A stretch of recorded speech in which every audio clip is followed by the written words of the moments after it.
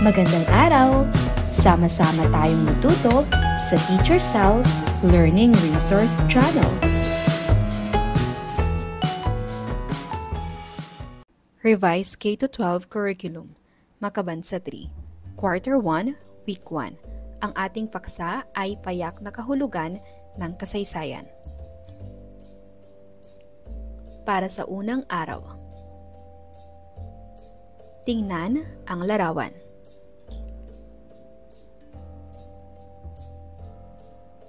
Sino sa inyo ang nakapunta na sa lugar na ito?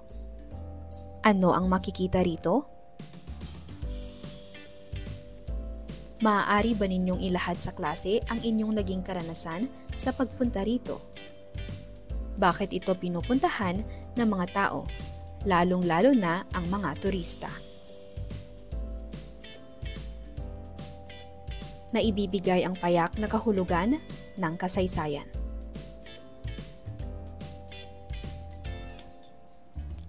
Sino, ano, kailan, saan, bakit? Sino? Kailan natin ginagamit ang tanong na ito? Ano ang inaasahan nating sagot sa mga tanong na nagsisimula rito? Ginagamit kapag nagtatanong tungkol sa tao. Ano? Kailan natin ginagamit ang tanong na ito? Ginagamit kapag nagtatanong tungkol sa bagay, ideya, o pangyayari. Kailan? Ano ang gamit ng tanong na ito? Ginagamit upang malaman ang oras o petsa ng isang pangyayari. Saan? Kailan natin ginagamit ang tanong na ito?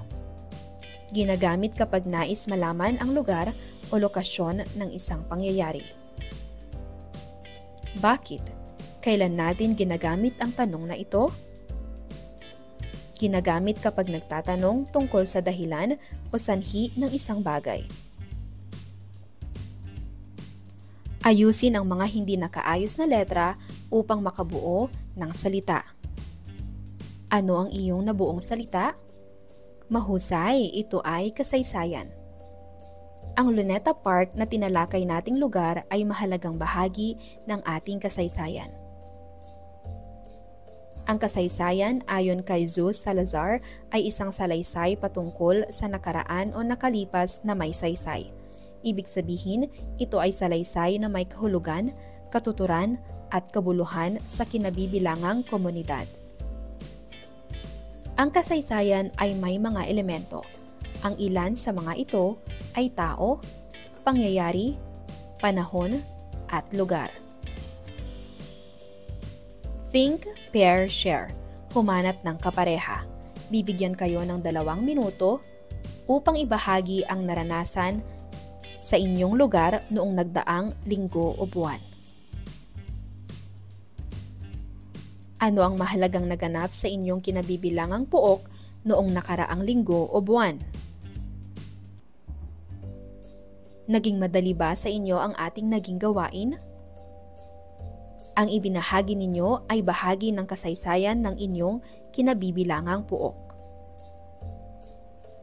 Ang kasaysayan ay isang salaysay o kwento patungkol sa nakaraan o nakalipas na may saysay. Ibig sabihin, ito ay koleksyon ng mga pangyayari at karanasan ng tao sa nakaraan na may kahulugan, katuturan at kabuluhan sa kinabibilangang komunidad.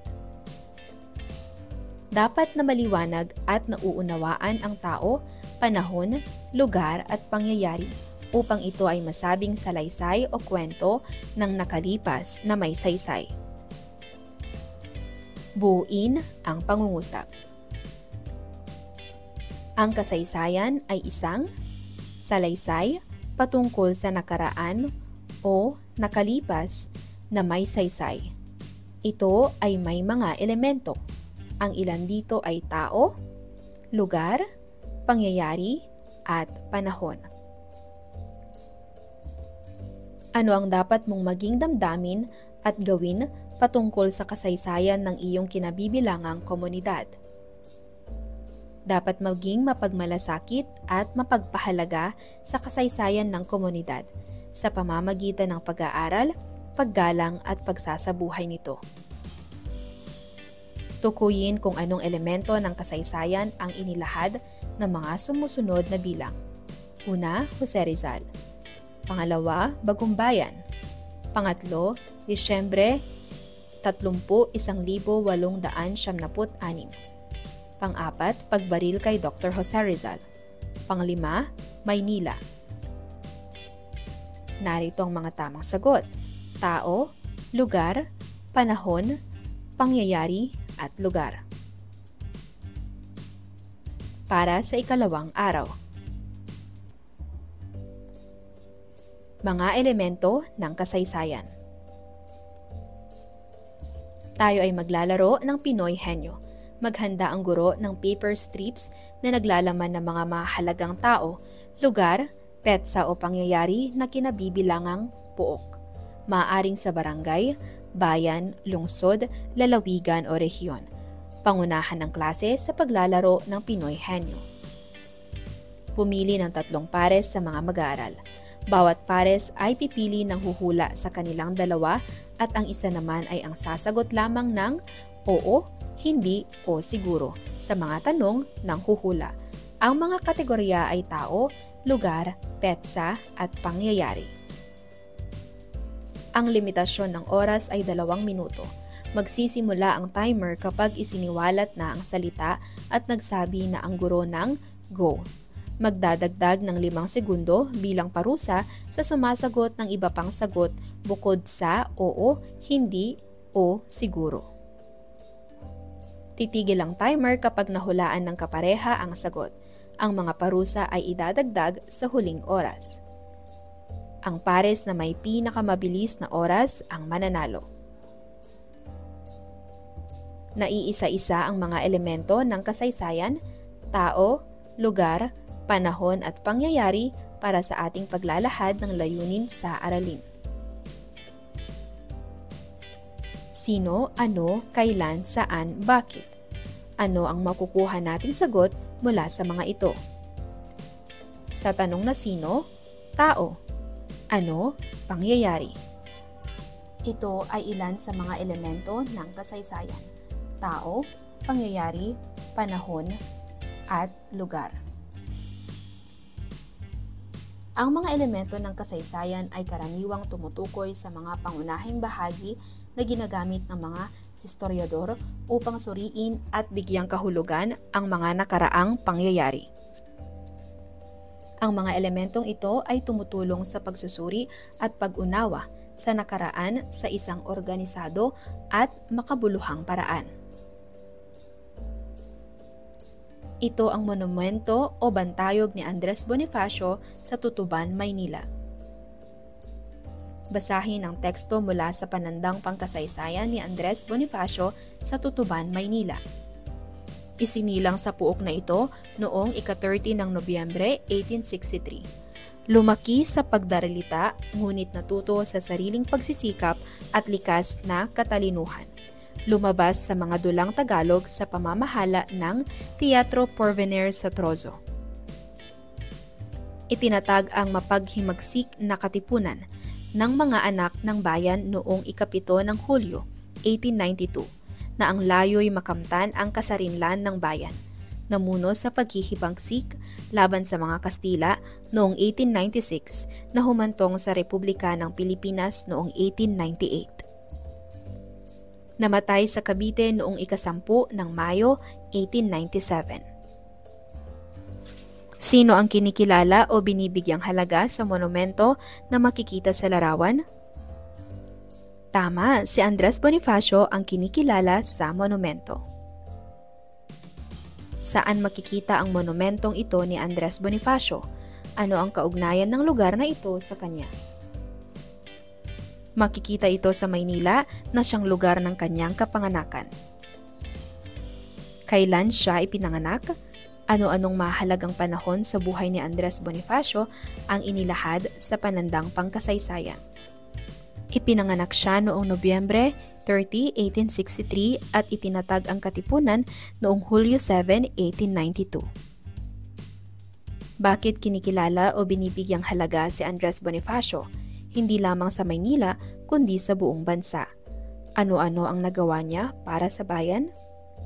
Kinikilala siya dahil namuno siya sa paghihimagsik para sa kalayaan ng bayan laban sa mga Kastila. Magbigay ng isa pang makasaysayang pook sa kinabibilangang komunidad, maaaring sa barangay, bayan, lungsod, lalawigan o rehiyon, at ipagawa sa mga mag-aaral ang graphic organizer. Narito ang graphic organizer na pupunan. Mahalagang pangyayari sa aming komunidad. Who, sino ang tampok sa pangyayari. What, ano ang naganap. When, kailan ito naganap. Where, saan ito naganap. Why, bakit ito naganap. Ano-anong elemento ng kasaysayan ang ginamit nyo upang suriin at bigyang kahulugan ang mga nakaraang pangyayari. Ang mga elementong ginamit ay tao, petsa, lugar at mahalagang pangyayari. Kapag may nakita kayong monumento o bantayog sa inyong kinabibilangang pook, ano ang dapat ninyong gawin? Dapat itong igalang, pag-aralan ang kasaysayan nito at pahalagahan ang kahalagahan sa ating bayan. Para sa ikatlong araw. Kasaysayan ng kinabibilangang pook. Pumili at humanap ng video na kilalang folk song sa rehiyong kinabibilangan at ipanood o iparinig ito sa mga mag-aaral. Patungkol saan ang awit? Paano nito inilalarawan ang ating rehiyon? Maipagmamalaki ba natin ang ating rehiyon? Bakit? Awiting muli ang folk song ng mahina at malakas, at mabilis at mabagal. Samahan naman ngayon ng tunog mula sa palakpak at padyak habang inaawit ang kanta. Para sa paglalahad ng layunin sa aralin, na ilalahad ang kasaysayan ng kinabibilangang pook, maaaring barangay, bayan, lungsod, lalawigan o rehiyon sa pamamagitan ng awit. Magpakita ng mga larawan ng kinabibilangang pook, maaaring barangay, bayan, lungsod, lalawigan o rehiyon sa paglipas ng panahon. Patungkol saan ang mga larawan? Ano ang ipinapakita ng mga larawang ito? Ang mga larawan bang ito ay nagsasalaysay ng mga pangyayari sa ating kinabibilangang pook? Ito ba ay bahaging kasaysayan? Bakit ninyo nasabi?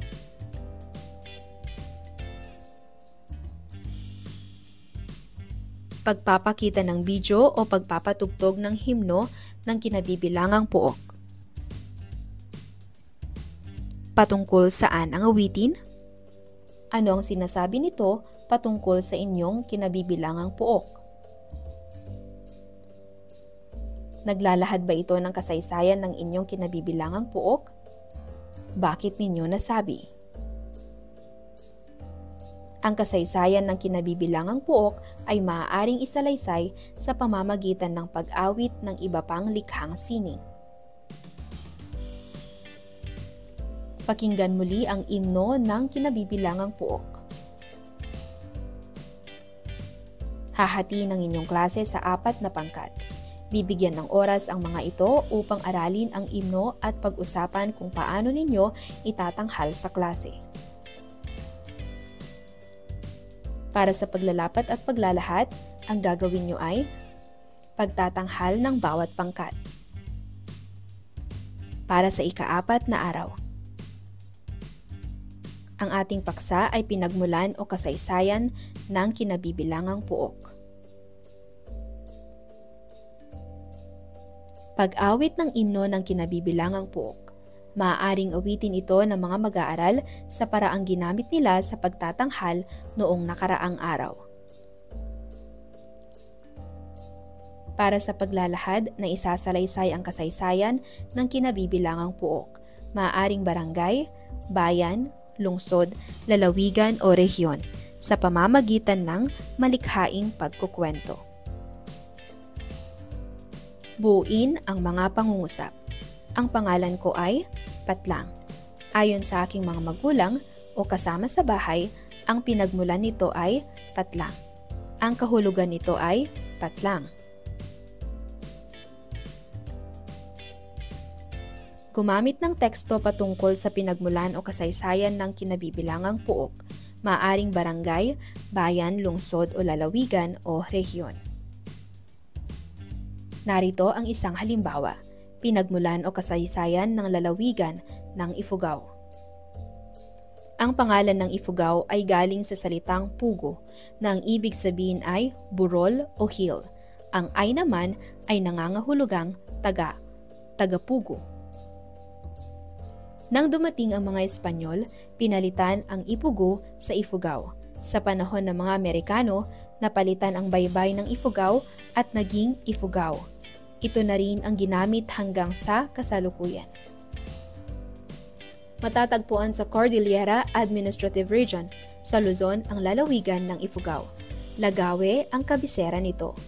Napapaligiran ng Benguet, Mountain Province, Isabela, at Nueva Vizcaya ang Ifugao. Ang pangunahing atraksyon ng lalawigan sa mga turista ay ang Hagdang-Hagdang Palayan ng Banawe. Noong 1995, ipinahayag ng UNESCO ang lugar na ito bilang pamanang lugar sa mundo o World Heritage Site. Patungkol saan ang teksto? Patungkol ito sa pinagmulan at kasaysayan ng lalawigan ng Ifugao. Saan nagmula ang pangalang Ifugao? Ano ang kahulugan nito? Nagmula ito sa salitang Pugo na ang ibig sabihin ay burol at ay na nangangahulugang taga, kaya Ipugo o taga-burol. Paano ito naging Ifugao mula sa tawag na Ipugo? Nung dumating ang mga Espanyol, pinalitan ang Ipugo ng Ifugao at sa panahon ng Amerikano, naging Ifugao ang baybay. Saan ito matatagpuan? Ano-anong mga lalawigan ang nakapaligid dito? Matatagpuan ito sa Cordillera Administrative Region sa Luzon at napapaligiran ng Benguet, Mountain Province, Isabela at Nueva Vizcaya. Bakit ito kilala? Kilala ito sa Hagdang-Hagdang Palayan ng Banawe, isang pamanang lugar sa mundo ng UNESCO. Paano natin maipagmamalaki ang Ifugao? Maipagmamalaki natin ito sa pamamagitan ng paggalang, pagbisita at pagpapakilala sa kultura at ganda ng lugar. Hatiin ang inyong klase sa 4 na pangkat. Kayo ay bibigyan ng oras, natalakayin kung paano mailalahad ang pinagmulan o kasaysayan ng inyong kinabibilangang puok sa pamamagitan ng malikhaing pagkukwento. Para sa paglalapat at paglalahat, ang pagtatanghal ng bawat pangkat.